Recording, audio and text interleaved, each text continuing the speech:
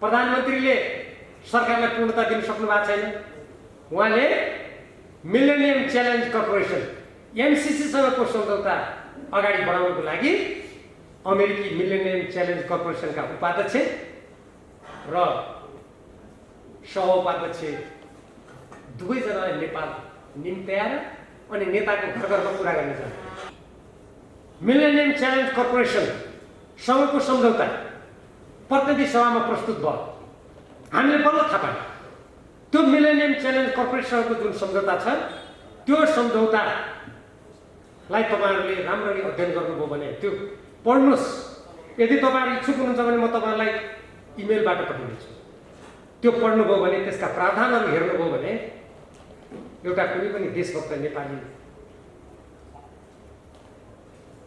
आफ्नो राष्ट्रको सार्वभौम सत्ता स्वतन्त्रता स्वाधीनताको लागि उठ्नुपर्छ भनेर तुरुन्तै जुर्मुराउन सक्छ। हामी कहाँ त उनको दुई तर लागेका मान्छेलाई खोलामा बगाइयो। सरकारले त्यस्तो प्रतिवेदन ल्याउँछ। भारत सरकारलाई एउटा कुटनीतिक रूपमा विरोध समेत जनाउन सक्दैन। फलस्वरूप भारतीय सरकारका प्रवक्ताले हालसालै के भन्यो भने यो हो र त्यहाँ मान्छे बगेको छ र हामीलाई त थाहै छैन। किनभने नेपाल सरकारले बोल्ने आँटेको छ। कस्तो जिस्क्या हेर्नुहोस् त। त्यो गर्न नसकेको हुनाले अहिले अन्तर्राष्ट्रिय कानुनको उल्लङ्घन गरेर भारतीय हेलिकप्टर दार्चुलामा उडिरहेको छ। पत्र पत्रिकामा त्यसको भिडियो सहित हामीले हेरिरहेका छौँ। सरकार मौन छ। जुन सरकार आफ्नो राष्ट्रको सार्वभौमिकता क्षेत्रीय खण्डमाथि धावा बोल्दा पनि चुप लाग्छ त्यस्तो सरकारलाई 1 मिनेट पनि कुर्सीमा बस्ने अधिकार हुँदैन। कार्यान्वयन सम्झौता त यति खतरनाक छ झन् संसदबाट सम्झौता अनुमोदन नै भएको छैन। कार्यान्वयन सम्झौता गरेर उहाँ नुवाकोटमा जग्गा अधिकार। योभन्दा एउटा देशको स्वाधीनतामाथिको हमला के हुन सक्छ? सम्झौता अनुमोदन नभए कार्यान्वयन हुन्छ। तर त्यो भन्यो त्यसको कार्यालय मिलेनियम च्यालेन्ज कम्प्याक्ट के अरे अकाउन्ट भन्ने एउटा कार्यालय छ खोलेको। नेपालको कार्यालय त्यसको सचिव त अर्थ सचिव हुन्छ नि, त्यसको प्रमुख त भन्ने भनाइ गरेको छ। तर त्यसको कार्यालय कहाँ छ? त्यहाँ केही नै पत्ता नै। समाजको आवाज.com एकदम सगौरव घोषणा गरियो अब उपरान्त नेपाल कम्युनिस्ट पार्टीमा विगतमा देखिएका सम्पूर्ण विभाजनका श्रृङ्खलाहरू सदाका लागि समाप्त भएका छन्। हामीले त्यही आशा गरेका थियौँ।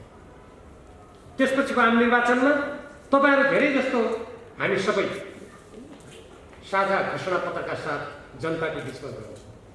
हामीले त्यहाँ पनि भन्यौँ अब एउटा सशक्त सङ्गठित एकताबद्ध कम्युनिस्ट पार्टी देशमा काम गर्छ। जनताले विश्वास गरे। हामीले झन्डै 2/3 मत र हामी सबैले आशा गरेका थियौँ अब देश ठुलो रूपान्तरणको दिशामा जानेछ। हाम्रो राष्ट्रिय स्वाधीनता स्वतन्त्रता हामी नेपाली जनताको स्वाभिमान सुदृढ हुनेछ। हामी सबैले गरेको अपेक्षा त्यही थियो। 2006 सालमा जुन बेला नेपाल कम्युनिस्ट पार्टीको स्थापना भएको थियो त्यो बेलादेखि नै कम्युनिस्ट पार्टीले असमान सन्धि सम्झौताहरूको विरोध गर्यो। उदाहरणको रूपमा 1950 को भारतसँगको शान्ति तथा मैत्री सन्धि जो असमानतामा आधारित छ त्यसको कम्युनिस्ट पार्टीले सधैँ विरोध गर्यो। संविधान सभामा यसबारेमा छलफल भयो।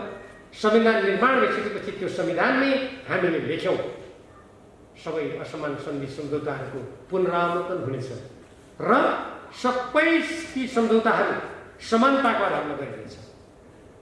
हामीले त्यही दिशामा सबै काम हुनेछन् भनेर धेरै ठुलो आशा गर्यौँ। तर नेपाल कम्युनिस्ट पार्टी नेकपा अगाडि बढ्ने क्रममा थुप्रै संरचनात्मक राष्ट्रिय सन्दर्भका समस्याहरू आए। जुन जुन समस्याहरूको बारेमा पार्टीभित्र छलफल भयो हामीले त्यही कुराहरू राख्यौँ। जुन समस्याहरू खुला रूपमा आए खुला रूपमा टिप्पणी गर्नुपर्ने अवस्था।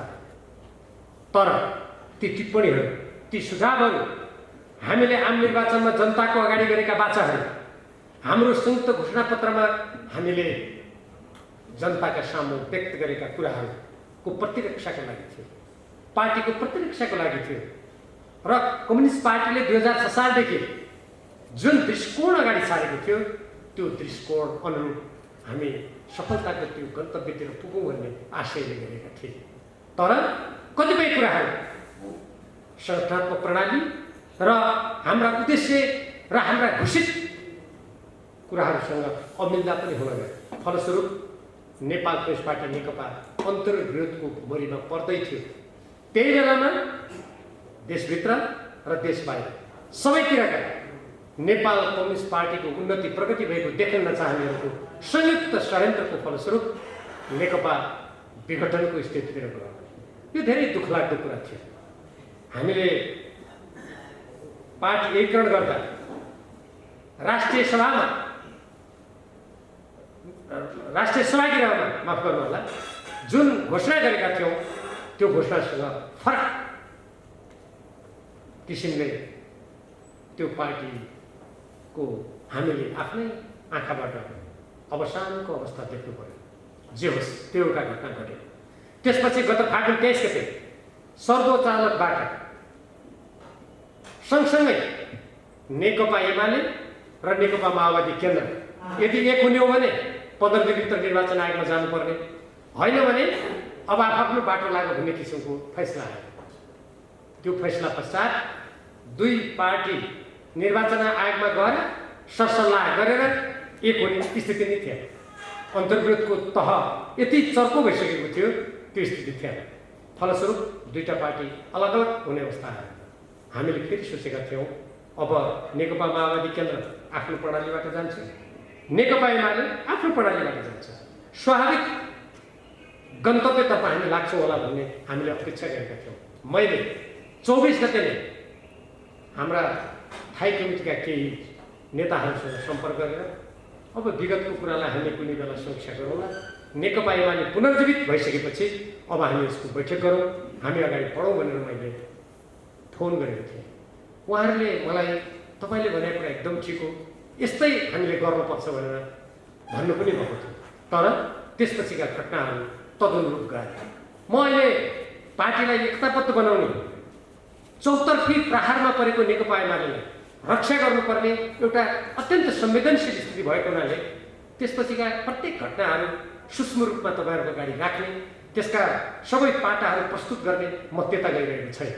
किनभने अहिलेको आवश्यकता भनेको अब नेकपा एमालेका सम्पूर्ण नेता र कार्यकर्ताहरूले एकताबद्ध भएर यो पार्टीलाई कसरी जोगाउने, कसरी हाम्रो आउने भावी पुस्ताले यो पार्टी यसको संस्थागत संरचनाको सदुपयोग गरेर देशको स्वाधीनता स्वतन्त्रताको लागि काम गर्न अवसर प्राप्त हुन्छ, कसरी उहाँहरूले यो देशलाई फेरि रूपान्तरणमा लैजानुको लागि नयाँ ढङ्गले काम गर्ने स्थिति सिर्जना हुन सक्छ भन्ने कुरामा हामी अहिले बढी चिन्तित छौँ। किनभने नेकपा एमाले 2006 सालदेखि इतिहासको नेताको प्रसङ्गको कुरालाई पनि हेर्ने हो भने अझ निकै नै एउटा चुनौतीपूर्ण र जटिल स्थितिमा रहेको हामी पाउँछौँ। त्यसकारण म यसका अरू पक्षहरू म केलाउनु यति मात्रै म भन्न चाहन्छु, हामीले जे सोचेका थियौँ तदनुकूल नेकपा एमाले अगाडि बढ्न सकेन, अगाडि बढेन। यसमा कसले कति गल्ती गरेका थियो, कसका कति त्रुटि थिए, कसले कहाँ कहाँनिर गर्नुपर्ने काम गरेन वा नगर्नुपर्ने काम गर्यो भन्ने कुरा अहिले म त्यतातिर प्रवेश गर्न चाहन्न।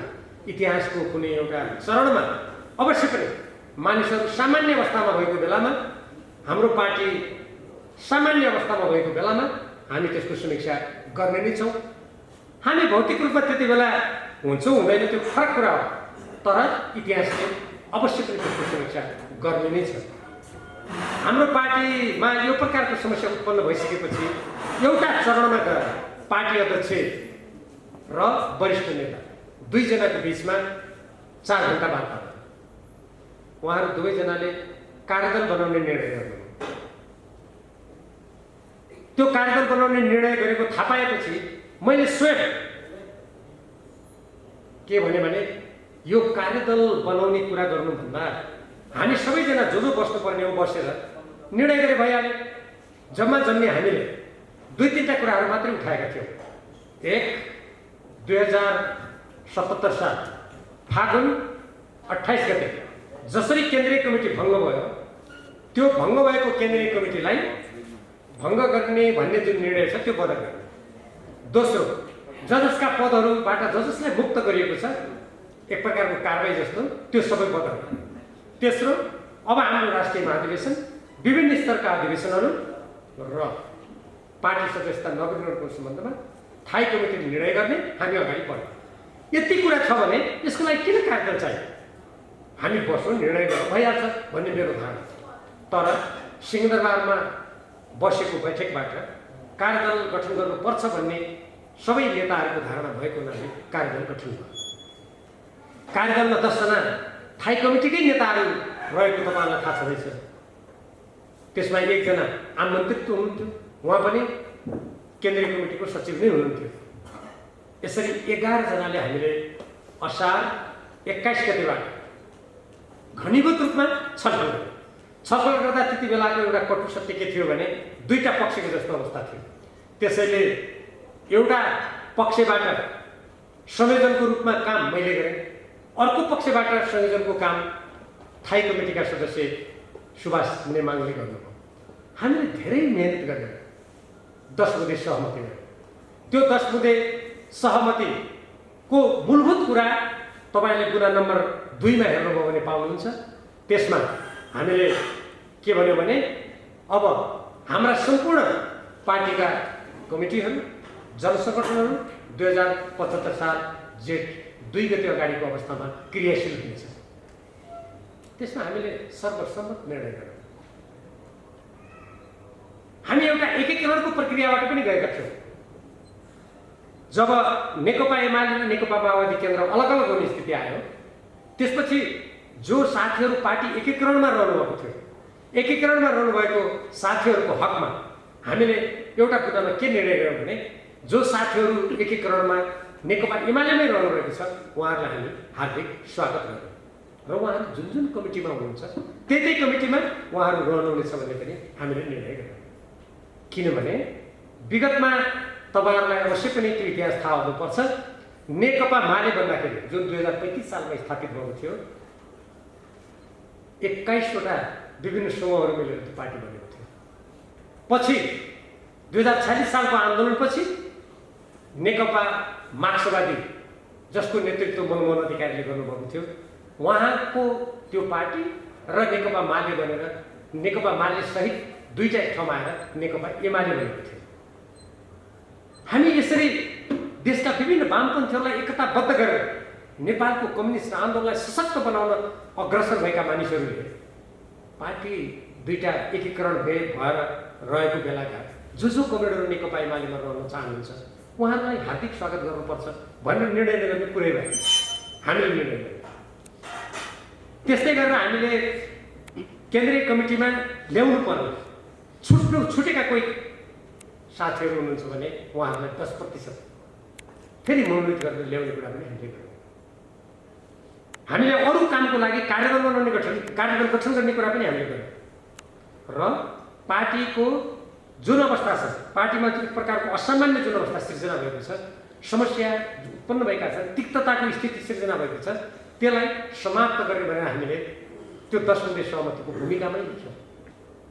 यसरी सहमति गरिसकेपछि हामीले ती दुईटै सहमतिलाई पार्टीका अध्यक्ष तथा त्यो बेलाका प्रधानमन्त्री केपी शर्मा ओलीजी र वरिष्ठ नेता माधव कुमार नेपालजीलाई औपचारिक रूपमा हामीले हस्ताक्षर गरेर दुई तर्फका संयोजक रहनुभएका हामी दुवैजनाले हस्ताक्षर गरेर हामीले नेताहरूलाई त्यो औपचारिक रूपमा बुझायौँ। हामीले आशा गरेका थियौँ अब त्यो 10 बुँदे जुन सहमति छ त्यो नेताहरूकै परामर्शमा भएको थियो, नेताहरूसँगै छलफल गरेर भएको थियो। मैले अघि नै भनिसकेँ, उहाँहरूले नै कार्यदल गठन गर्नुभएको।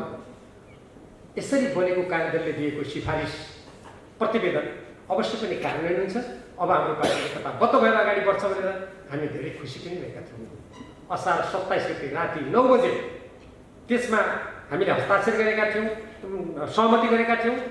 9:30 बजे लगभग 9:30 बजे राति हामीले त्यसमा हस्ताक्षर गरेका थियौँ। हस्ताक्षर गर्नुभन्दा अगाडि हामी दुवैतर्फका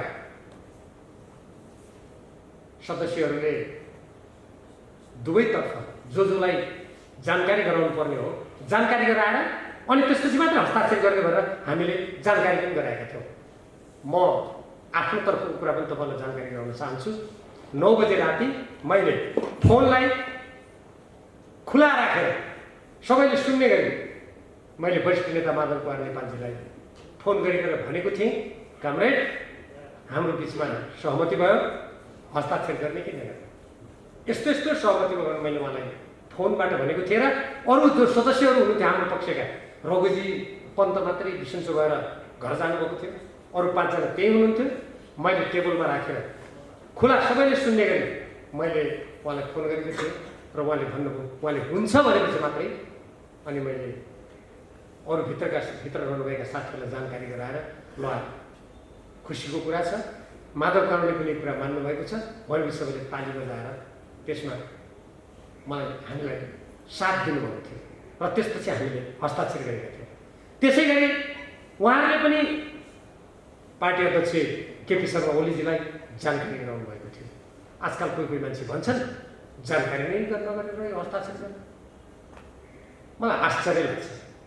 त्यसपछि हामीले 9:30 बजे हस्ताक्षर गऱ्यौँ, 10 बजे हामीले पत्रकार सम्मेलन गऱ्यौँ, 10:30 बजे मैले त्यो हस्ताक्षर गरेको जुन यो सहमति हो यो लगेर मैले माधव कुमार नेपालजीलाई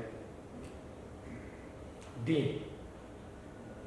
तर आज म जुन घटनाक्रम सम्झन्छु मलाई दुःख पनि लाग्छ। त्यसको दोस्रो तेस्रो दिन उहाँले बैठक गरेर 2 जना नेताहरूको बिचमा यसलाई थाई कमिटीको बैठकमा लैजाने, थाई कमिटीको बैठकबाट केन्द्रीय कमिटीको बैठकमा लैजाने र अनि त्यसपछि देशभरि लागू गर्ने भन्ने पनि हाम्रो समझदारी थियो। तदनुकूल 2 जना नेताहरूको बिचमा कुराकानी गर्नको लागि 28 गते म बिहान बालुवाटार गएको थिएँ र त्यहाँ अरू नेताहरू पनि हुनुहुन्थ्यो। त्यसपछि प्रधानमन्त्रीजीसँग मैले कुराकानी गरेर अब 2 जना नेताहरूको बिचमा बैठक कति बेला गर्ने भन्ने कुरा हुँदा उहाँले 3 बजी समय दिनुहोस् भनेर समय पनि तय भइसकेको थियो। म बिहानै घरबाट निस्केको थिएँ, त्यहाँबाट जाँदा खाना पनि खाएको थिएन, त्यहाँबाट जाँदा बाटैमा करिब 1:30 बजेको हुनु होला मलाई उप महासचिव विष्णु पौडेलजीले फोन गरेर भन्नुभयो अदालतले त परामर्श गरिसकेको छ। त्यसपछि म घर गएँ र मैले सोचेँ अब यो परामर्शको तातो स्थितिमा 2 जनाले नेतालाई एक ठाउँमा ल्याउनु उचित हुँदैन भनेर मैले 3 बजेको समय माधव कुमार नेपालजीलाई खबर गरिदिएँ। भोलिपल्ट गर्नु पर्ला, आज तातै छ, परमादेशको बारेमा चर्चा होला, छलफल होला, प्रधानमन्त्री पनि व्यस्त हुनुहोला भनेर त्यो दिन भयो। नभए त्यो दिन यदि फैसला हुने दिन नभएको भए त्यही दिन 2 जना नेताहरूको बिचमा कुरा भएर यो कार्यान्वयन हुने। कहिलेकाहीँ इतिहासमा घटना र परिस्थितिले पनि कता लैजान्छ स्थितिलाई। त्यसपछि भोलिपल्ट प्रधानमन्त्रीले देशवासीको नाममा सम्बोधन गर्नुभयो। पर्सिपल्ट उहाँ बालकोट जानु, बालकोटको कौशीबाट उहाँले केही कुरा बोलेपछि अनि वरिष्ठ नेता माधव कुमार नेपालजी अर्को दिन वार्ता गर्न तयार हुनुभयो। वार्ता हुने स्थिति भयो। यसरी केही दिनहरू भिड्किँदै गयो। त्यसपछि बिचबाट अध्यक्षको कुरा आयो। तपाईँहरूले सुन्नुभयो होला, पार्टी अध्यक्षमा माधव कुमार नेपालजीको नाम प्रस्तावित भएको थियो भन्ने पनि कतै सुन्नुभएको होला। त्यो हाम्रो कार्यदललाई दिइएको कार्यादेश थिएन। हामीलाई त्यो पार्टी अध्यक्षको हुने को थप्ने यो सम्बन्धमा छलफल गर्नु भन्ने जिम्मा हाम्रो थिएन। हामीलाई खालि 3टा कुरा मात्रै दिएको थियो, त्यो मैले अघि भनिसकेँ। अरू केही पनि थिएन हाम्रो कार्यादेश। त्यो हामीले कुशलतापूर्वक धेरै छलफलपछि हामीले त्यसलाई एउटा टुङ्गोमा पुर्याएका थियौँ। तर पछि अध्यक्षको प्रसङ्ग आयो। होटल मेरियटमा त्यहाँ 2 जना नेताहरूको बिचमा वार्ता भयो र त्यसपछि अध्यक्षको प्रसङ्ग त्यहीबाट आएछ। त्यहाँ के कसो भयो त म विस्तृत रूपमा जान चाहन्छु। त्यो पछि इतिहासमा समीक्षा हुँदै जाला, आवश्यकता पर्दा त्यसका पाटाहरू खुल्दै जाला। उहाँहरूको बिचमा कुरा भइसकेपछि अध्यक्षको प्रसङ्ग आएपछि त्यसपछि मलाई बालकोटमा गएर कुरा गर्न भनियो। मैले बालकोटमा गएर पार्टी अध्यक्ष केपी शर्मा ओलीजी, पार्टीका महासचिव उपमहासचिव विष्णु पौडेल, थाई कमिटीका सदस्य सुभाष नेमाङजी सहितको उपस्थितिमा यो कुरा मैले गरेँ।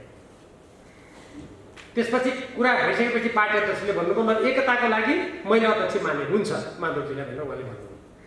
उहाँले त्यति भनिसकेपछि ल यो कुरा लिएर माधवजीलाई जानकारी गराउने, कसले गराउने भन्ने कुरा भयो।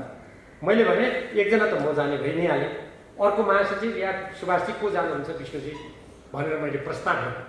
त्यसपछि उहाँहरू सबैले एक स्वरमा भन्नुभयो हाम्रो प्रतिनिधि पनि तपाईँ हो। अब यो कुरा सहमति नै भइसक्यो, तपाईँले गरेर सुनाउनुहोस्।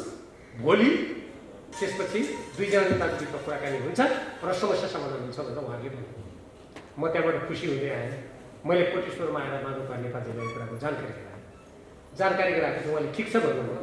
त्यसपछि भोलिपल्ट बालेश्वरमा एकजना साथीको घरमा उहाँहरू दुईजनाले भेटाउने कुरा सबै तय भयो। अनि तय भएपछि मैले भने यो बिहान गरौँ भनेर भने माधव कुमार नेपालजीले भन्नुभयो भोलि बिहान त म भ्याउँदिनँ, पुष्पलाल स्मृति दिवस माता तीर्थ जानुपर्छ भन्नुभयो।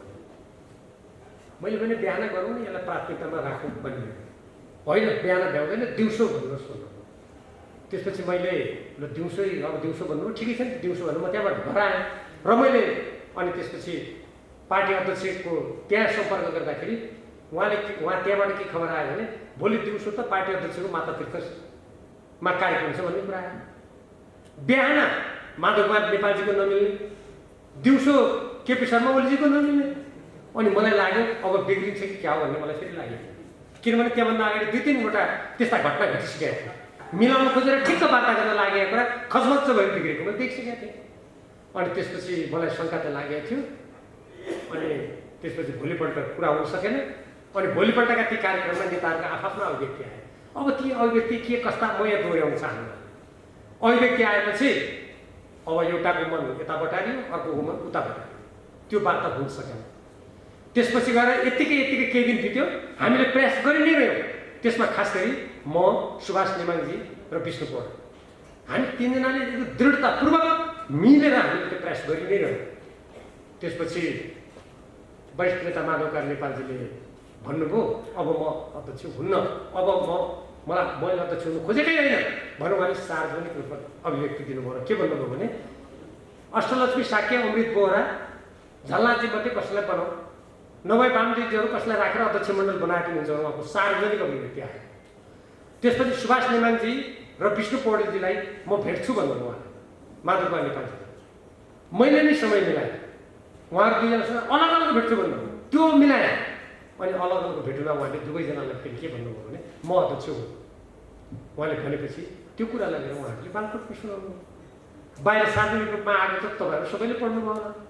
त्यो आइसकेपछि अब त्यो बिग्रेपछि केही दिनपछि अझ दिन बित्दै गयो, केही समयपछि ल अध्यक्षको लागि फेरि कुरा गर्नु पऱ्यो भन्ने कुरा भयो।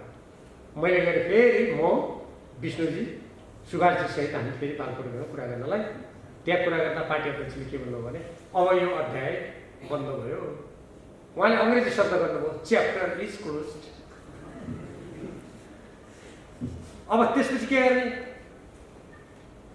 अब अध्याय बन्द भयो भनेपछि त्यही कुरा आएर मैले माधव नेपालजीलाई भने र यो अध्यक्षको कुरा मैले यति लामो किन भनेको भने जुन बेला केपी ओलीजीले मान्नुभयो, माधव कुमार नेपालजीले मान्नुभयो। जुन कुरा माधव नेपालजीले जुन बेला माधव कुमार नेपालजीले मान्नुभयो, केपी ओलीजीले मान्नुभयो। मलाई त आश्चर्य लाग्छ, यो के होला? यसको रहस्य अनुसन्धान गर्नुपर्छ। यसै कारणले गर्दा अब के भयो त त्यसपछि समस्या उत्पन्न। अनि हामीले के भन्यौँ भने हाम्रो विचार समूह भन्ने थियो त्यति बेला, किनभने हामीलाई पार्टीबाट निकालिएको हुनाले अब राजनीति गर्ने मान्छेले कि त राजनीति छोड्नु पऱ्यो कि त सङ्गठित हुनु पऱ्यो, स्वाभाविकै हो। हामीले कुनै केन्द्रीय कमिटी त बनाएका थिएनौँ, हामी एमाले थियौँ, तर छलफलको लागि त्यस्तो बनाइएको थियो र त्यहाँ अब यो 10 बुँदेको बारेमा छलफल गर्नुपर्छ भनेर हामीले माग गऱ्यौँ माधव कुमार नेपालजीसँग। धेरै माग गरिसकेपछि बैठक बस्यो। बैठक बस्दा ल पार्टीलाई एकताबद्ध रूपमा अगाडि लैजाने, यो 10 बुँदे उपलब्धि हो भन्ने त्यहाँ निर्णय पहिले थाई कमिटीका सदस्यहरूको बिचमा भयो। त्यसपछि केन्द्रीय कमिटीका 77 जनाको बिचमा छलफल भएर निर्णय भयो। हामी त ढुक्क भयो कि अब पार्टी एकताको दिशामा जान्छ। केपी शर्मा ओलीजीसँग पार्टी अध्यक्षसँग कुरा गर्दा उहाँले के भन्नुभएको थियो भने म अध्यक्ष त मान्दिनँ अब, तर माधवजीसँग कुरा गर्न म तयार छु, छलफल गर्न तयार छु भनेर भन्नुभएको थियो। ल त्यसो भए दुईजना नेताको बिचमा कुराकानी गर्ने भनेर हामी त्यता सोच्दै थियौँ। माधव कुमार नेपालजीले त भित्रभित्र हस्ताक्षर गरेर उहाँ त एकचोटि हामीसँग छलफल गरेर निर्वाचन आयोगको पार्टी दर्ता गर्न। अब तपाईँहरू भन्नुहोस्, आफै कार्यदल बनाउने, आफै सहमति गर्ने, आफै हस्ताक्षर गरेर भन्ने, आफै केपी ओलीजीसँग वार्ता गरेर भन्ने, आफै वार्ता गर्ने। अनि हामी 11 जना थाई कमिटीका सदस्यले हेर्नुहोस् हस्ताक्षर गरेको छ। अनि हामीले हस्ताक्षर गरिसकेको कुरालाई चाहिँ नमानेर हामीलाई जानकारी नै नदिइकन पार्टी दर्ता गरेपछि अनि कोही मान्छेले त्यस्तो समर्थन गर्न सक्दछ पार्टी फुटको लागि? कतिपय साथीहरू हुनुहुन्छ कि मैले सुनेको, होइन भीमरावले पहिले केपी ओलीको एकदमै आलोचना गर्यो, हामी पनि विरुद्धमा गयौँ, अहिले फेरि केपी ओलीतिर गयो। मलाई हाँसो लाग्छ। म त 9 राष्ट्रिय महाधिवेशनबाट उपाध्यक्षबाट निर्वाचित भएको, सबभन्दा बढी मत ल्याएर। अनि नेकपा एमाले मैले कहिले छोडेँ? पार्टीमा त तपाईँहरूलाई थाहा होला 8औं महाधिवेशनमा पनि प्रतिस्पर्धा भयो, 7औंमा पनि भयो, 8औंमा त 2टा प्यानलको स्थिति भयो, 9औंमा भयो। पार्टीभित्र त जहिले पनि बहस छलफल त अन्तर्विरोध त भइरहन्छ। अनि पार्टीमा कुनै कुरा राष्ट्रको हितसँग मिलेन, पार्टीको विधानसँग मिलेन, त्यो कुनै हाम्रो संविधानसँग मिलेन भने अनि आलोचना गर्नु भनेको पार्टी फुटाउनु हो र? अहिले मैले कुनै गल्ती गरेँ भने तपाईँहरूमध्ये कसैले आलोचना गर्नुभयो भने यो त पार्टी फुटाउनु खोजेको रहेछ, 2टा संगठन बनाउनु खोज्यो भन्ने अर्थ लाग्छ। अझ मार्क्सवाद जो द्वन्द्ववादमा आधारित हुन्छ, पार्टीभित्र अन्तर सङ्घर्षको सिद्धान्तमा आधारित हुन्छ, अनि त्यो पार्टीमा कुनै कुराको आलोचना गर्नुको अर्थ पार्टी फुटाउनु भन्ने कसैले बुझ्छ भने त्यो सरासर गलत कुरा हो। नेकपा एमालेलाई सुदूरपश्चिम र अछाम जिल्लाको कुरा गर्नुहुन्छ भने हामीले यो पार्टीलाई आजको स्थितिमा ल्याइ पुर्याउनु, हिजोको अवस्थासम्म भनौँ, जुन बेला हामीले चुनाव जितेर आयौँ, धेरै मान्छेको पसिना बगेको छ, कतिको रगत पनि बगेको छ, त्यसको कुनै मूल्य हुँदैन। अनि पार्टीमा छलफल गर्नुको अर्थ आफैले सिर्जना गरेको पार्टीलाई टुक्रा पारेर हिजो त्यही पार्टीको झन्डा बोकेर एमालेमा घोटाला, सूर्यमा घोटाला भन्ने, अनि आज गएर अब नेकपा एमाले त गल्ती भइहाल्यो अर्को पार्टीमा हाल भन्ने, त्यस्तो नैतिकता कुनै पनि इमान्दार कार्यकर्ता नेताले मान्न सक्दैन। नैतिकता के भने त्यो एक प्रकारको अनैतिकता, त्यो मान्न सकिँदैन।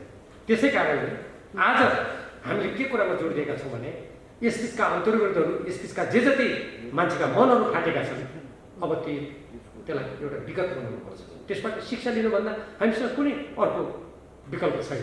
किनभने बितेको कुरा आज जतिसुकै रातभरि सोचे पनि न त्यो फर्किन्छ, न त्यो फाटेको ठाउँमा त्यसलाई सिएर टालेर त्यो विगत टालिन्छ, न मैले त्यसो नगरेर यस्तो गर्न पाएँ भनेर न त्यो स्थिति फर्किन्छ। अब एउटै कुरा हो, नेकपा एमालेलाई जोगाइयो भने आजको नेतृत्व पङ्क्ति जो माथिल्लो तहमा छ त्यसले गर्न सके त्यसले गर्ला, त्यसले गर्न सके भोलि कोही व्यक्ति जान्दैन, यत्रो आनन्दबाट। अब त्यो सङ्गठनलाई नै समाप्त गरिदिने हो भने हिजो माले एमाले हुँदा त त्यसका घाउहरू आजसम्म पुरिएका छन्। तपाईँलाई थाहा होला कति ठाउँमा आजसम्म कोटिन्छ, आज फुटाइदियो भने भोलि के हुन्छ?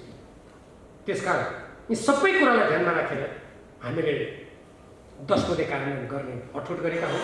पार्टीको थाई कमिटीले निर्णय गरिसकेका छ, केन्द्रीय कमिटीले निर्णय गरिसकेको छ। अब हिजो कसले कहाँ के गर्यो भन्ने मात्रै हिसाब किताब गरेर बस्ने हो भने यो पार्टी भोलिका दिनमा अझै ठुलो सङ्कटमा पर्छ।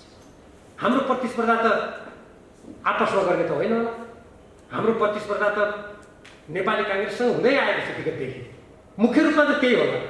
अझ हिजो स्थानीय चुनावमा नेकपा माओवादी र नेपाली काङ्ग्रेसले मिलेर चुनाव गर्यो, हामीले त्यस्तो सामना गर्यौँ। हामीले सामना गर्दाखेरि पनि हामीले स्थानीय निर्वाचनमा धेरै ठाउँहरूमा हामीले सफलता हासिल गरेका थियौँ। त्यो पछि एकीकरणपछि भताभुको स्थिति पछि मात्रै भएको। त्यस कारणले गर्दा म सबै कमरेडरलाई के भन्न चाहन्छु भने हामीले पार्टीको स्थितिलाई बचाएर जोगाएर लग्नुको अर्थ यो देशलाई पनि जोगाउनु। तपाईँहरू घटनाक्रम हेर्नुहोस् त, यो पार्टी विभाजन भएको 15 दिन नपुग्दै दार्चुला जिल्लामा भारतीय हेलिकप्टर अन्तर्राष्ट्रिय कानुनको उल्लङ्घन गरेर हाम्रो वायु क्षेत्र उल्लङ्घन गरेर उडिरहेको छ। सरकार मौन छ। नेकपा एमाले एकताबद्ध भएको भए त्यो हेलिकप्टर त्यहाँ उड्ने आँट गर्थ्यो होला।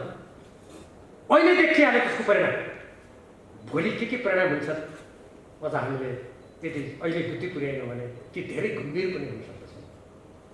यो एउटा सानो उदाहरण हो। अब म यसमा राजीनामाको पत्रहरूको पनि सानो कुरा गरिहाल्छु। प्रतिनिधि सभामा शेरबहादुर देउवाजीलाई विश्वासको मत दिने सन्दर्भमा मैले राजीनामा गरेँ प्रतिनिधि सभा सदस्यबाट। किन?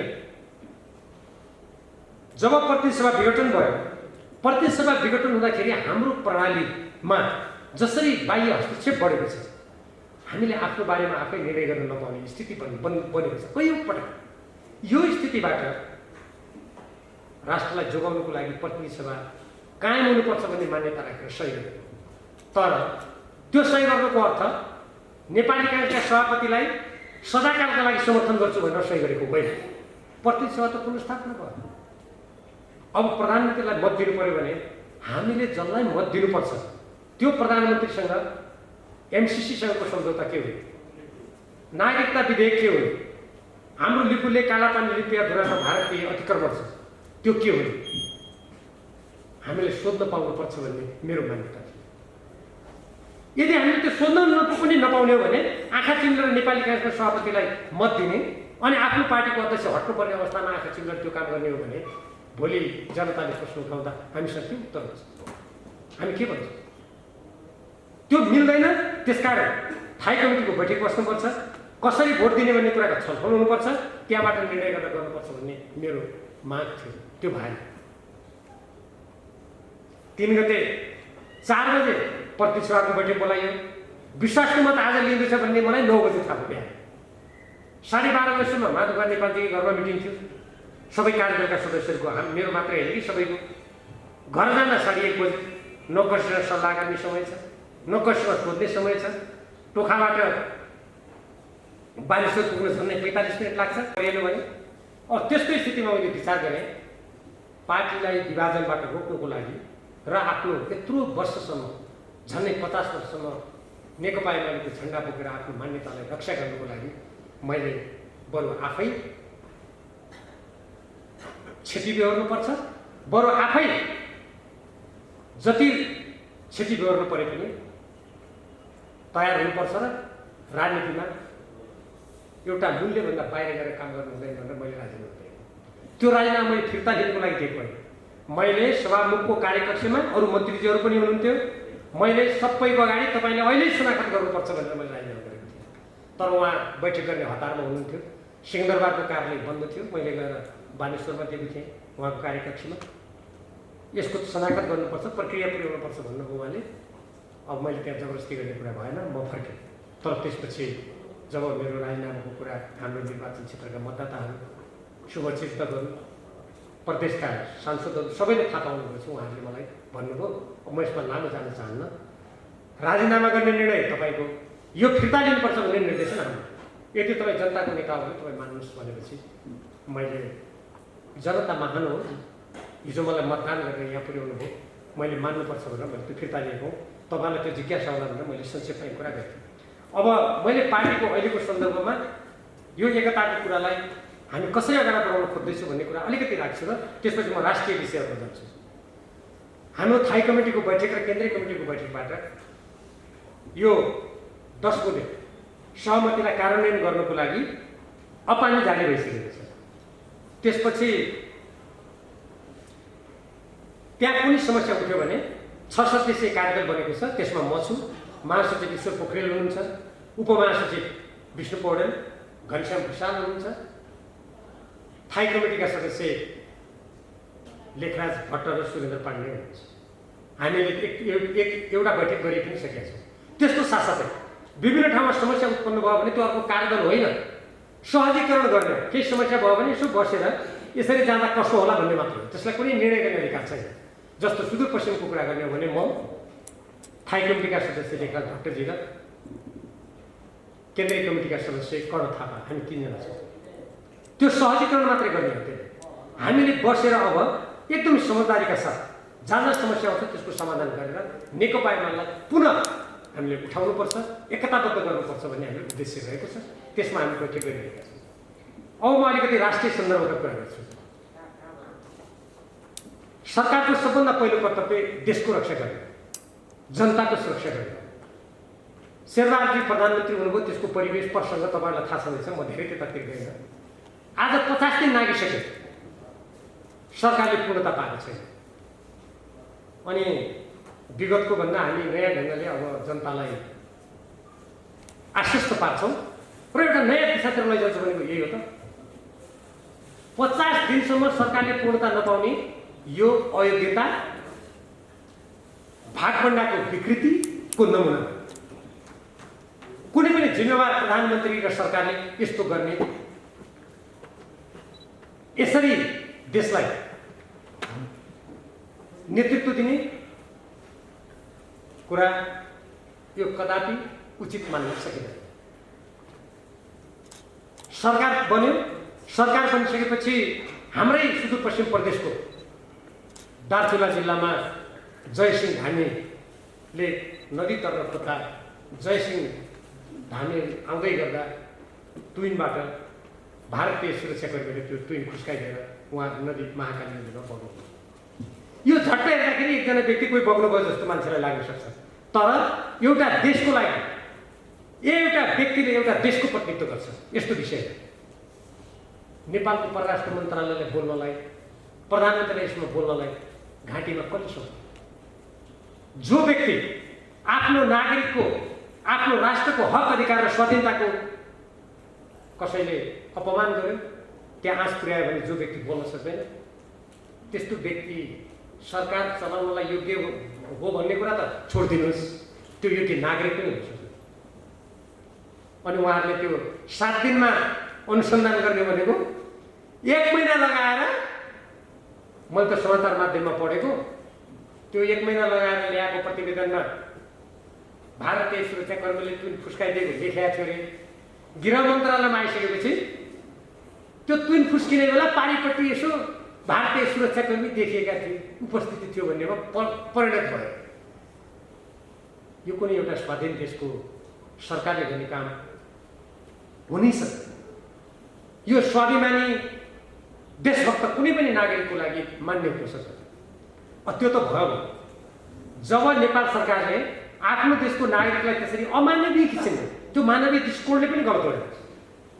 सङ्कटमा परेको मान्छेलाई त्यो कहिलेकाहीँ शरणार्थीहरू तपाईँले सुन्नुभयो होला नि, महासागरबाट आइराखेका हुन्छन्, अफ्रिकाबाट युरोपतिर डुब्न लाग्यो भनेर सम्बन्धित सीमा नजिकै रहेको देशका सुरक्षाकर्मी गएर अर्को डुङ्गामा राखेर बचाएर त्यो मानवीय दृष्टिकोणले त्यो गर्नुपर्छ। तर हामी कहाँ त उनको तुन तर्न लागेको मान्छेलाई खोलामा बगाइयो।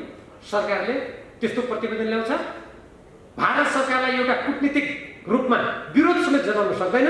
फलस्वरूप भारतीय सरकारका प्रवक्ताले हालसालै के भन्यो भने यो हो र त्यहाँ मान्छे बगेको छ र हामीलाई त थाहै छैन, किनभने नेपाल सरकारले बोल्ने आँटै गरेको छ।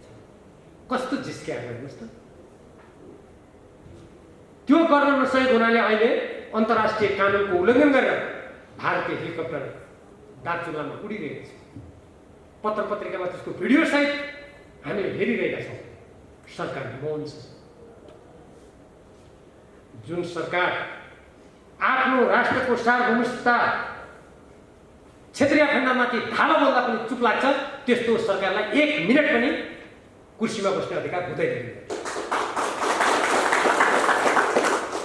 त्यस्तो सरकारले जनता र देशको प्रतिनिधित्व पनि गर्दैन। तेस्रो कुरा हो, अत्यन्त खतरनाक कुरा,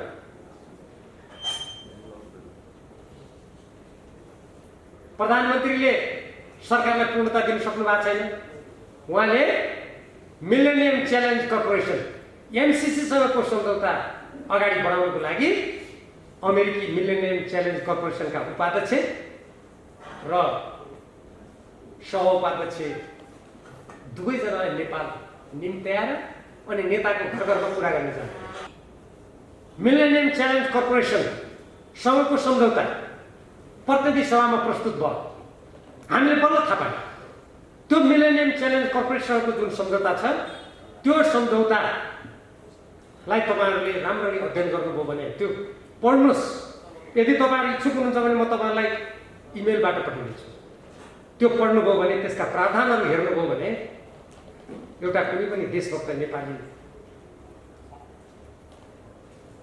आफ्नो राष्ट्रको सार्वभौम सत्ता, स्वतन्त्रता, स्वाधीनताको लागि उठ्नुपर्छ भनेर तुरुन्तै जुर्मराउन सक्छ। सरकारमा बस्नेहरू भन्छन् यो त द्विपक्षीय सम्झौता हो, हामीलाई त्यत्रो 55 अरब रुपियाँ नेपालमा आउँछ, यो त विकासको बाधक हो, यो यसको विरोध गर्ने मान्छे भन्नुहुन्छ उहाँहरू। के त्यस्तै हो त? त्यो अमेरिकाले दिने जुन 55 अरब रुपियाँ नेपालले भनिएको छ, त्यो वर्षमा करिब करिब त्यसमा त्यो उतैबाट आउने परामर्शदाताहरूले लिने रकम कटाउने हो भने नेपालमा वास्तविक रूपमा त्यो 5-6 अरब होला वर्षमा। अहिले तपाईँले महालेखाको प्रतिवेदनको समाचार कतिको सुन्नु? अर्ब होइन, खर्ब रुपियाँको त्यहाँ चाहिँ अनियमितता भन्छ। एनसिएलले मात्रै 75 अर्ब रुपियाँ कर तिरेको छैन। अहिले वासिङटनमा मुद्दा चलिरहेको छ। अदालतमा सजाय पाएका, दण्ड जरिवाना तिर्नुपर्ने मान्छेहरूको अर्बौं रुपियाँ उठेको छैन। भ्रष्टाचारको त कुरै नगर्नु। अनि आफ्नो देशको त्यत्रो रकमको सदुपयोग नगर्ने, अनि अर्काको वर्षको त्यो 6 अर्ब रुपियाँ पाइन्छ भनेर परामर्शदातालाई समेत दिने 10 अर्ब होला। झिलिमिली हुन्छ यो देश भनेर जनतामा भ्रम छरेर नेपाललाई उपनिवेशको बाटोमा धकेलिदिन्छ। यदि तपाईँहरू देशभक्त नेपाली हो भने म कमरेडहरूलाई यहीँबाट आह्वान गर्न चाहन्छु, नेपाललाई पराधीन उपनिवेश बनाउन पाइँदैन भनेर आफ्नो ठाउँबाट आवाज उठाउनुहोस्, नत्र एउटा बिहानीमा हामी अर्काको नियन्त्रणमा गइसकेको छ। जसरी बेलायतीहरूले भारतमा इस्ट इन्डिया कम्पनी खोल्यो, त्यो इस्ट इन्डिया कम्पनीभन्दा खतरनाक छ यो सुन्नु। कसरी भन्नु होला? म यसका केही मूलभूत कुराहरू तपाईँहरूको अगाडि राख्न चाहन्छु, किनभने यो देशको स्वाधीनतासँग सम्बन्धित छ।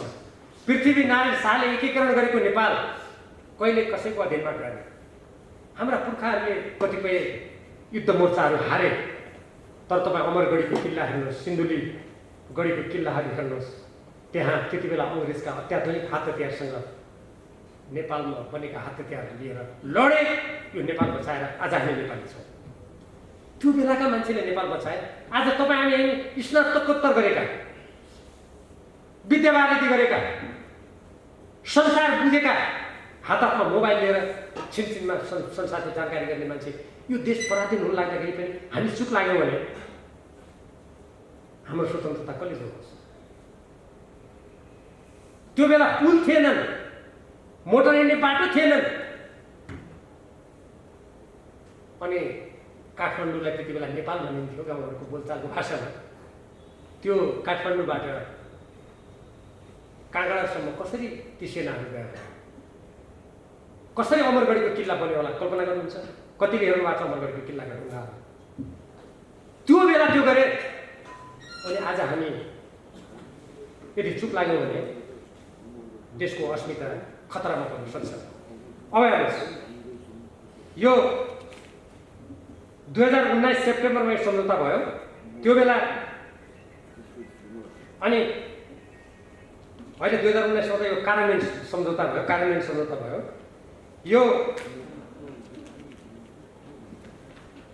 यो सम्झौताको म तपाईँलाई छोटकरीमा भन्न चाहन्छु।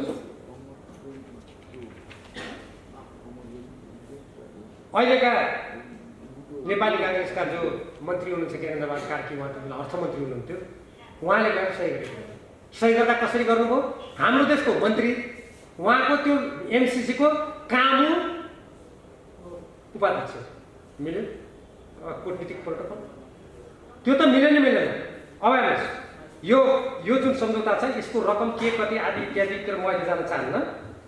यो सेप्टेम्बर 14, 2017 मा नेपाली काङ्ग्रेसका अर्थमन्त्री ज्ञानेन्द्रबहादुर कार्की र एमसिसीका कामु प्रमुख कार्यकारी अधिकारी जोनाथन जी नासद्वारा वासिङटनमा यो सम्झौतामा हस्ताक्षर गर्नु। यो मूल सम्झौता हो। यो सम्झौतापछि 8-9वटा सम्झौता त मैले पढिसकेँ, गोप्य सम्झौता छ।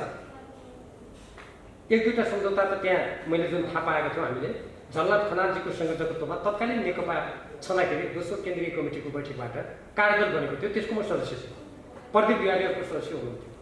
हामीले ती सम्झौताका सम्पूर्ण कुरा माग्दा 6-7वटा सम्झौता त हामीले पढ्यौँ, अझ 1-2टा सम्झौता अझै प्राप्त भयो। संसदमा त एउटा सम्झौता मात्रै आएको छ।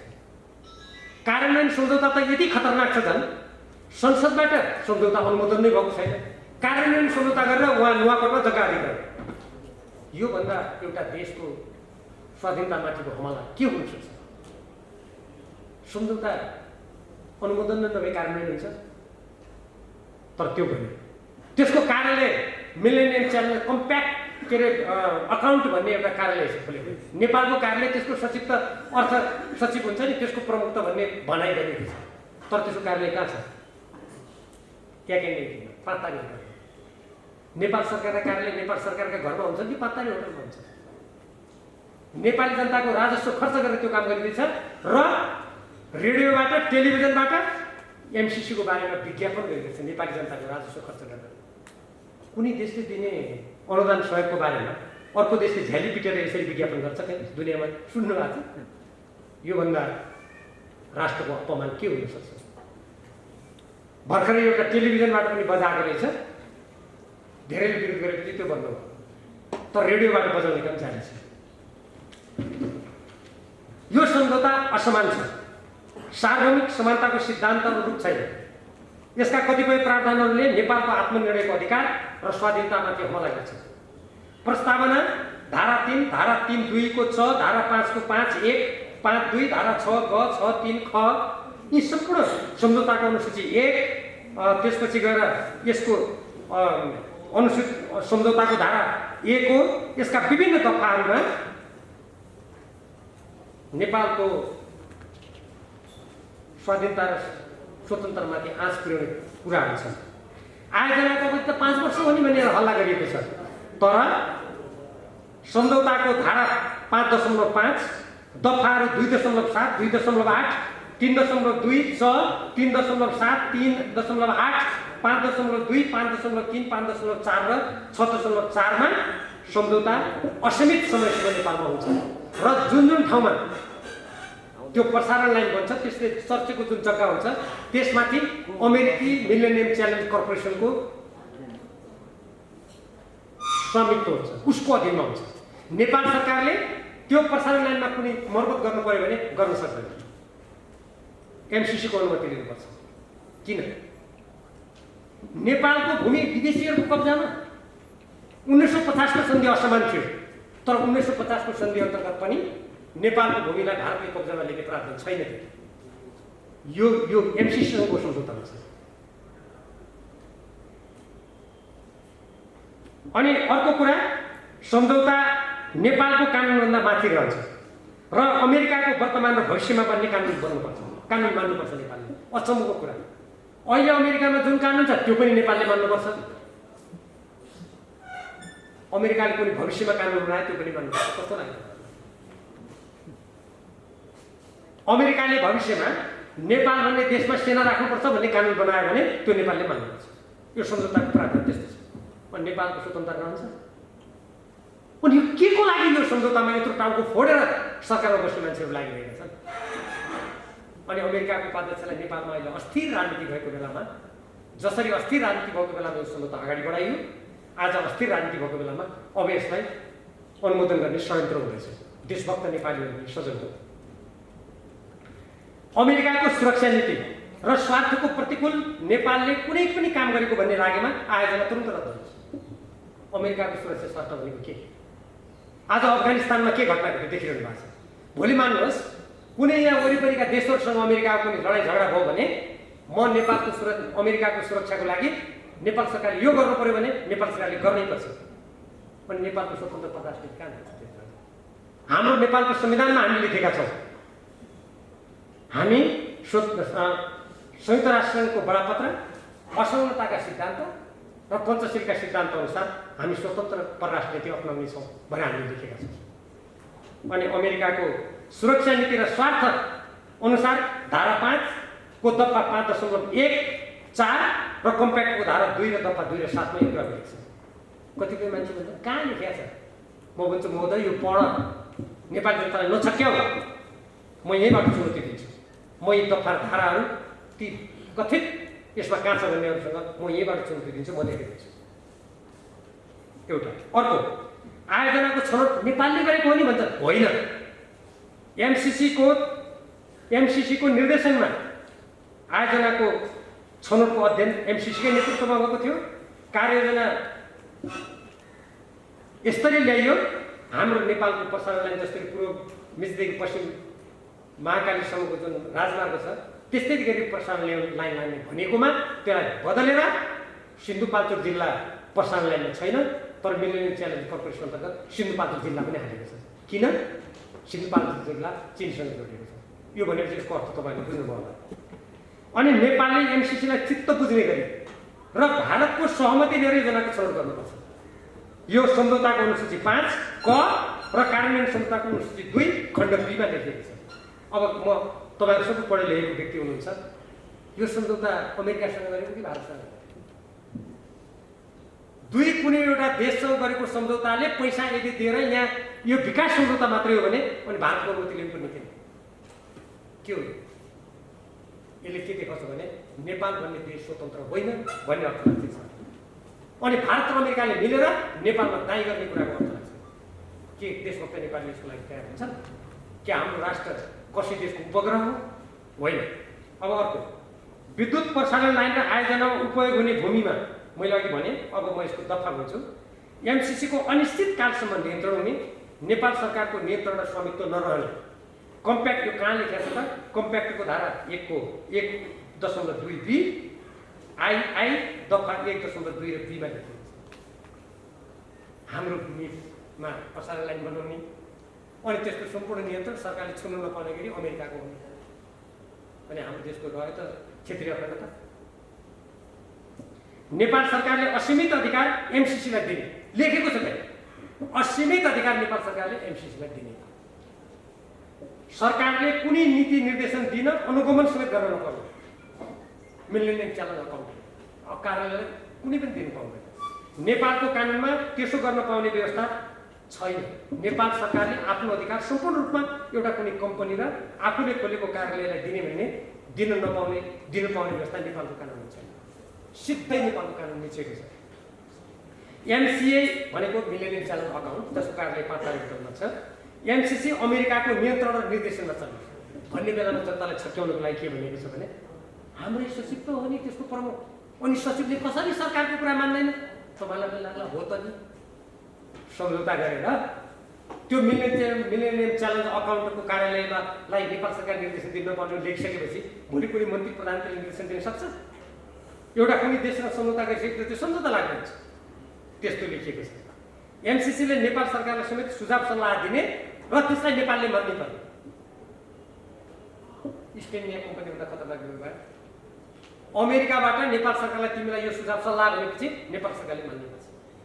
यस्तो पनि सम्झौता हुन्छ। विकास सम्झौता भने त दुई देशको करार हो। त्यो करारमा त्यो विकास निर्माण छँदासम्म त्यो हुन्छ। त्यहाँ भ्रष्टाचार नियन्त्रण गर्ने, कर्मचारी नियुक्तिमा निष्पक्षता गर्ने कुरा त कसले नगर्ने भनेको छ र? अमेरिकाबाट सहयोग लिनु हुँदैन मैले भनेको छैन। अमेरिका, चीन, जापान, विभिन्न देशबाट, युरोपियन युनियनबाट नेपाल जस्तो मुलुकले सहयोग लिन सक्छ। तर त्यो सहयोग भनेको नेपालको स्वाधीनतालाई समाप्त गरेर लिनु मिल्दैन। कोही मान्छे भन्छ यत्रो पैसा आछ किन नलिने? मैले भन्ने गरेको छु। त्यसो भए कसैले म तिमीलाई सुनको सिंहासनमा राखिदिन्छु, तिम्रो आमाको चिरहरण गरेको तिमी हेर भनेपछि त्यो गर्न सकिन्छ? आफ्नो मातृभूमिको चिरहरण सुनको कुर्सीमा बसेर हेर्न सक्छ? त्यही हुन्छ एउटा सार्वभौम देशले गर्ने कुरा भनेर मैले त्यसको जवाब दिने गरेको छु।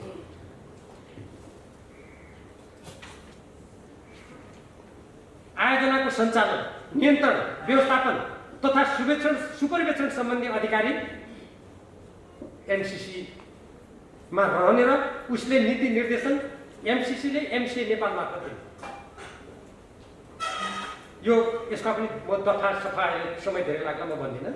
एमसिसीले जुनसुकै बेला पनि सम्झौता रद्द गर्न सक्ने, तर कुनै दायित्व नलिने। नेपालले 30 दिनको सूचना दिएर सम्झौता रद्द गर्न सक्ने, तर धेरै दायित्व बोक्नुपर्ने र नेपालले पनि 13 अर्ब रुपियाँ दिनुपर्छ। नेपालले 13 अर्ब रुपियाँ दिनुपर्छ, तर नेपाल सरकारको साइनबोर्ड रहँदैन आयोजना स्थल। त्यहाँ सबै त्यो लोगो एमसिसीको रहन्छ। बौद्धिक सम्पत्तिमा नेपालको कति पनि अधिकार हुँदैन, 100% एमसिसीको हुन्छ। अनि जुन 13 अर्ब रुपियाँ त्यहाँ दिएको छ नेपालले त्यो अनुदान दिने हो त्यो एमसिसीले। यदि योजना असफल भयो भने त्यो पैसा फिर्ता आउँछ कि आउँदैन यहाँ कहीँ पनि देखिएको छैन। नेपालको 13 करोड डलर जो मैले 13 अर्ब भने आयोजनाको लागि अनुदानको रूपमा दिनुपर्ने, तर बौद्धिक सम्पत्तिमा एमसिसीको असीमित र एकलौटे अधिकार हुने र जुन ब्याङ्कमा राखेको पैसाको ब्याज हुन्छ नि त्यो ब्याज त्यो अमेरिका। यसबाट के प्रश्न हुन्छ भन्दाखेरि यो योजना नेपालको हुँदैन भन्ने कुरा प्रश्न हुन्छ। आयोजनामा नेपाल सरकारले कुनै निकायलाई संलग्न गराउनु परेमा एमसिसीको अनुमति लिनुपर्छ। कुनै मन्त्रालयले त्यो त्यहाँ निरीक्षण गर्न नपाउने। आयोजनाको सञ्चालनमा रहने नागरिक समाज, गैर सरकारी संस्थाका प्रतिनिधित्वको छनौट नेपाल सरकारले गर्न नपाउने। एमसिसीले तोकेको प्रक्रियाबाट हुने सम्झौतामा कुनै संशोधन गर्नुपर्ने भए नेपालको संसद तथा कुनै पनि प्रशासन प्रक्रियामा लैजान नपर्ने। कति खतरनाक! एकचोटि यो सम्झौता गरिसकेपछि यसका गोप्य सम्झौता त कसैले पढेकै छैन, संसदमा ल्याएको पनि छैन। यो सम्झौता एकचोटि गरिसकेपछि यसका जुनसुकै दफा पनि संशोधन गर्नुपर्ने भने नेपाल सरकारलाई सोध्नु पनि नपर्ने, संसदमा ल्याउनु पनि नपर्ने, जे लेखे पनि हुने। कहाँ जान्छ? एमसिए नेपालले एमसिसीको स्वीकृतिमा बैठक नै नगरी उसले काम गर्न सक्ने, एमसिसीले चाहेको जुनसुकै कुरा सम्झौतामा सहजै रहन सक्ने र त्यसबारे नेपाल सरकार र जनताले जानकारी कुनै पनि जानकारी नपाउने स्थिति हुने। यो सम्झौताको धारा 6 ग कार्यान्वयन सम्झौताको धारा 4 दफा 5.4 10.7 सम्झौता अनुमोदनका लागि प्रतिनिधि सभा विचाराधीन रहेको अवस्थामा सम्झौताको एउटा प्रावधानमा रहेको ऊर्जा मन्त्रालयको नाम समेत हटाउने गरी संशोधन गर्न अर्थ मन्त्रालय र एमसिसीका बीच पत्राचार भई अर्थमन्त्रीले प्रतिनिधि सभाको विशेषाधिकारको हनन पहिल्यै गरिसके। सम्झौतामा अनुमोदन भएकै छैन, अर्थ मन्त्रालयले पहिले यो दफा संशोधन भयो भने अमेरिकालाई पत्राचार गरिसक्यो। योभन्दा मन परी, योभन्दा राष्ट्रपतिको बेमानी के हुन्छ?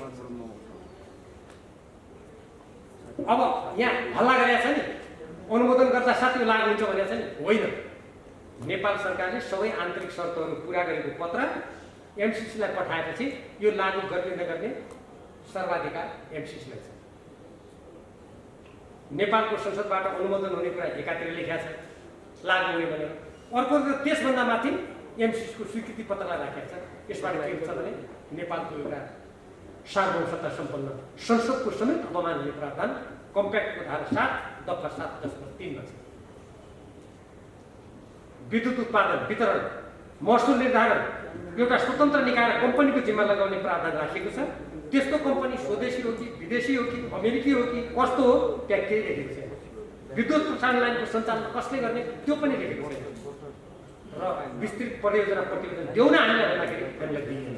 यसको अर्थ के हो भने कम्पनी एमसिसीले मन परी खडा गर्ने, उसले मन परी विद्युत महसुल लाद्ने हामीमाथि फाइदाको लागि जे मन लाग्छ त्यही गर्ने। अनि डलरको खेती गर्ने कोही भन्छन्, यसबाट त हाम्रो काया पलट हुन्छ। आयोजना सम्झौताको बारेमा कुनै स्पष्ट कुरा खुलाइएको छैन। साझेदार बाहिरबाट ल्याउने भनेको छ, त्यो साझेदार को हो त्यो पनि छैन। एमसिसीको कारण कुनै क्षतिपूर्ति दिनुपर्ने अवस्था आएमा नेपाल सरकारले त्यो उसले काम बिगार्यो भने नेपाल सरकारले क्षतिपूर्ति दिनुपर्ने र त्यहाँका कर्मचारीलाई नेपालको कानुन। अनि त्यहाँ कुन देशको मान्छे काम गर्न आएको छ त्यसको पासपोर्ट र नागरिकता पनि नेपाल सरकारले हेर्नुपर्छ। आयोजनाका कर्मचारी एमसिए नेपालले नियुक्त गर्ने, एमसिए नेपाललाई निर्देशन एमसिसीले दिने। ठेक्कापट्टा कार्यान्वयन निर्देशिका हेरफेर आदेश नियमावली आदि सम्पूर्ण कुरा एमसिसीको पूर्व स्वीकृतिमा के पनि गर्न पर्छ नेपाल सरकारले। अनि नेपाल एमसिए नेपालको बोर्ड, त्यहाँ बोर्ड हुन्छ, त्यो बोर्ड नेपाल सरकारबाट स्वतन्त्र हो, त्यसलाई पनि एमसिसीले चलाउने अमेरिकाबाट। आयोजनाको लागि आवश्यक सामग्री ठेक्कापट्टा गर्ने काम सम्पूर्ण रूपमा अमेरिकी कानुन अनुसार हो। नेपालमा विकास गर्ने, ठेक्कापट्टा लाउने, यहाँ हल्ला गर्छ नेपाली जनताले यति फाइदा पाउँछ, सबै त अमेरिकी कानुन अनुसार हुन्छ। यो अब यसका उदाहरण दिनुहुन्छ भने एमसिसीसँग सम्झौता गर्ने पहिलो देश मडागास्कर थियो। मडागास्करमा त्यहाँको भूमि कब्जा गर्ने सैनिक विद्रोह थियो असफल। श्रीलङ्काले यहाँ दक्षिण एसियामा श्रीलङ्काले सम्झौता गरेको थियो, नयाँ सरकार आएपछि त्यसलाई भङ्ग गर्थ्यो। बङ्गलादेशले त्यसलाई अस्वीकार गर्थ्यो, लिन्न भन्थ्यो। अब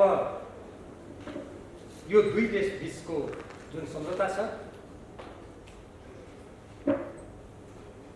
यो दुई देशको विकास सम्झौता चीनले पनि अरबौं रुपियाँ दिएको छ, जापानले दिएको छ, अरू देशले दिएको छ। संसदमा सम्झौता पारित भएको छ कहिले? विकास सम्झौता त एउटा आयोजनाको लागि हुन्छ, सिधै छ। यसरी यो अर्को एउटा यसको खतरनाक कुरा छ, अत्यन्तै खतरनाक। त्यो के हो भने अमेरिकाको हिन्द प्रशान्त रणनीति इन्डो पेसिफिक स्ट्राटेजी भन्ने छ। त्यसको सन् 1986 मा अमेरिकी रक्षा मन्त्रालयको पुनर्संरचना सम्बन्धी ऐनमा त्यसको व्यवस्था भएको थियो। नोभेम्बर 2019 मा प्रकाशित स्वतन्त्र र खुला हिन्द प्रशान्त भन्ने दस्तावेजमा त्यसको चर्चा छ। डिसेम्बर 2017 को राष्ट्रिय सुरक्षा रणनीति अमेरिकी रणनीतिको पृष्ठ 39 मा एनसीसी अमेरिकाको इन्डो पेसिफिक स्ट्राटेजीको अङ्ग हो भन्ने कुरा त्यहाँ लेखेको छ। जुन 2019 को हिन्द प्रशान्त रणनीति त्यसको पृष्ठ 38 देखि पृष्ठ 45 सम्म विस्तृत रूपमा चर्चा गरिएको छ। मई 14, 2019 मा अमेरिकी उपसहायक मन्त्री डेभिड जे रान्स र फेब्रुअरी 2019 मा अमेरिकी सहायक राज्य मन्त्री एलिस वेल्सले यो एनसीसी भनेको हाम्रो इन्डो पेसिफिक स्ट्राटेजी अर्थात् हिन्द प्रशान्त रणनीतिको अङ्ग हो भनेर उहाँले एकजनाले पूर्वी एसियाको भ्रमणको बेला भन्नुभएको छ, एकजनाले नेपालमै आएर भन्नुभएको छ। अनि नेपालमा भन्छ यो हिन्द प्रशान्त रणनीतिको कहाँ अङ्ग हो? अमेरिकी मन्त्रीले हो भन्छ। अनि नेपालमा होइन भने त्यो कुन चाहिँ अमेरिकी दलाल हो? त्यो मिल्छ? र यसरी मैले यति लामो कुरा किन गरेको भने यदि यो सम्झौता भयो भने नेपालको स्वाधीनतामाथि ठुलो आघात हुन्छ र हामी नेपालीले आजसम्म एउटा स्वतन्त्र नेपाली भएर जुन बाँच्न पाएका छौँ, हामी ठुलो अर्काको नियन्त्रणमा जान सक्ने खतरा उत्पन्न हुन्छ। र अहिले जसरी चीन, अमेरिका, भारत लगायतका कतिपय देशहरूको बिचमा जुन शक्तिको सङ्घर्ष भइरहेछ, हामी त्यो शक्ति सङ्घर्षको जाँतोमा पिसेर हामी हाम्रा छरछिमेकमा जुन द्वन्द्व र हिंसाको चपेटामा परेर बर्बाद भएका देश देखिरहेका छौँ, नेपाल त्यतातिर खचिटिन सक्छ। त्यसैले यो अत्यन्त गम्भीर कुरा हो र प्रत्येक देशभक्त नेपालीले यसको विरोध गर्नुपर्छ। यो सम्झौता सँगै गरेका अरू गोप्य सम्झौता पत्नी सभामा पेश गर, नेपाली जनतालाई देखाऊ। यसका हाम्रो राष्ट्रको हित विपरीत, हाम्रो राष्ट्रिय सुरक्षा विपरीतका प्रावधानहरू संशोधन नभई यो गर्न पाइँदैन भन्ने आवाज उठाउनुपर्छ। हामी कुनै पनि देशको विरोधी छैन। भारतले मेरो महान भारत बनाउँछु भन्ने त्यहाँको प्रधानमन्त्रीलाई छुट छ, चीनका राष्ट्रपतिलाई मेरो महान चीन बनाउँछु भन्ने छुट छ, अमेरिकालाई अमेरिका पहिलो, अमेरिका फर्स्ट भन्ने त्यहाँका राष्ट्रपतिलाई छुट छ। अनि हामी नेपाली जनता हामी स्वतन्त्र रूपमा बाँच्न पाऊँ भन्ने छुट हामीलाई हुँदैन। हामीले त्यसो भन्दा अमेरिकाको विरोध गरेको, भारत विरोध गरेको भन्ने कदापि पनि हुँदैन। हामीले कसैको विरोध गरे होइन, हामीले नेपालको स्वाधीनता र स्वतन्त्रताको पक्षमा गरेको। हामीले त्यसरी बुझ्नुपर्छ। अब नागरिकताको कुरा त्यस्तै छ। हामीले नागरिकता ल्यायौँ, त्यो पारित भएको छैन अहिलेसम्म। हाम्रो देश एकातिर जनसङ्ख्याको राजनीतिबाट समाप्त गर्ने, अर्कोतिर हाम्रो लिम्पियादुरा लिपुले कालापानीमा विदेशी अतिक्रमण छ, सरकारले वार्ता गर्दैन। त्यहाँ वार्ताको कुरै गरेका छैन। साझा सहमतिको गठबन्धनको सरकारको न्यूनतम कार्यक्रममा के आयो भने त्यो समस्या समाधान गर्ने समस्या हो। त्यो प्रष्ट रूपमा भन्नुपर्थ्यो, हाम्रो जमिनमाथि जुन अतिक्रमण भएको छ हामी भारतसँग वार्ता गर्छौँ। अहिलेसम्म खोइ वार्ताको चालचुल छैन। चीनसँगको सिमानामा टोली बनायो। चीनले पनि यदि कुनै सिमानामा कोही त्यस्तो अतिक्रमण गरेको छ भने त्यो पनि हाम्रो लागि सही हो। हामी कुनै एउटा देशले अतिक्रमण गर्दा अतिक्रमण भयो भन्ने, अर्कोले गर्दा भएन भन्ने त्यो भनाइ होइन।